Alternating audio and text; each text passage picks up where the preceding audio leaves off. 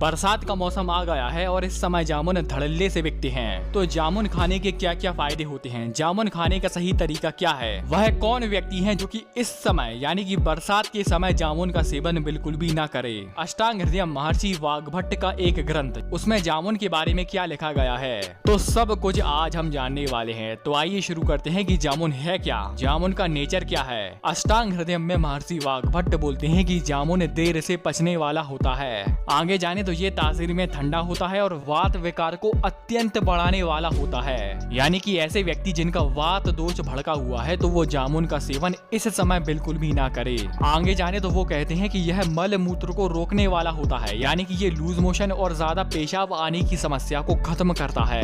आगे महर्षि वाग्भट कहते हैं कि यह हमारे गले के लिए अहितकारी है, यानी कि ये हमारे गले के लिए फायदेमंद नहीं है। और अंत में यह कफ और पित्त विकारों को जीतने वाला होता है, यानी कि ये कफ वालों के लिए फायदेमंद होगा और पित्त वालों के लिए फायदेमंद होगा। अब ये हमने जाना कि महर्षि वाग्भट ने जामुन के बारे में क्या कहा है। अब इसके फायदे को विस्तार में जानने के लिए हमें थोड़ी सी मॉडर्न रिसर्च देखनी होगी। जामुन में भरपूर मात्रा में आयरन होता है, जिससे यह हमारी खून की कमी को दूर करता है। जामुन हमारी पाचन क्रिया को सुधारने के लिए बहुत फायदेमंद है। इसमें एक विधि बताई गई है। आपको क्या करना है कि आपको बना लेना है जामुन का एक सिरका। अब इस सिरके को लेना है आपको खाना खाने के बाद। यह खाया हुआ भोजन पचाती है, जिसे पाचन कहते हैं, और यह दीपन की तरह काम करती है, यानी कि अगर आपको भूख नहीं लग रही है तो यह आपको भूख लगाएगी। सिरके की बात करें तो 2 चम्मच काफी है। अब अगर आपको सिरका नहीं लेना तो आप क्या कर सकते हैं कि आपको लाना है जामुन के बीज। उस बीज को आपको अच्छे से धूप में सुखो लेना है। अब जब यह ड्राई हो जाए तब आपको इसको मिक्सी में घुमा लेना है। मिक्सी में घुमाने के बाद इसका एक चूर्ण तैयार हो जाएगा। इस चूर्ण को आपको लेना है खाना खाने के बाद। जिनको बार बार लूज मोशन की समस्या होती है, तब ऐसी स्थिति में जामुन का फल खाने से ही उनको फायदा मिल जाएगा।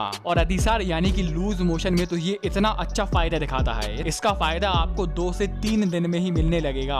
आगे जाने तो जिनको डायबिटीज की प्रॉब्लम हो गई है, आयुर्वेद की भाषा में कहें तो जिनको मधुमेह हो गया है, तब ऐसे में जामुन के बीज का सेवन करना सबसे ज्यादा फायदेमंद होगा। जामुन के बीज यानी कि जामुन के बीज का चूर्ण, जिसको बनाने की विधि अभी हमने जानी थी। अब जिनके मसूड़े कमजोर हो गए हैं, जिनको मसूड़ों से खून आता है, तब ऐसे में जामुन के पत्तों का चूर्ण बनाकर जामुन के पत्ते सुखो लें। सूखने के बाद उनका चूर्ण तैयार कर लें। इस चूर्ण का आपको मंजन करना है। अब अगर आपको जोड़ों की दर्द की प्रॉब्लम है तो आपको क्या करना है कि आपको जामुन की छाल लानी है। अब इस छाल को आपको पानी में उबालना है, यानी कि आपने 400 ml पानी लिया है तो उसमें आपको मात्रा अनुसार जामुन की छाल डाल देनी है और इसको तब तक उबालना है जब तक यह पानी 1/4 ना रह जाए, यानी कि 400 ml पानी 100 ml तक ना रह जाए। अब यह जो तैयार हुआ काढ़ा है, इसको आपको लेना है खाली पेट।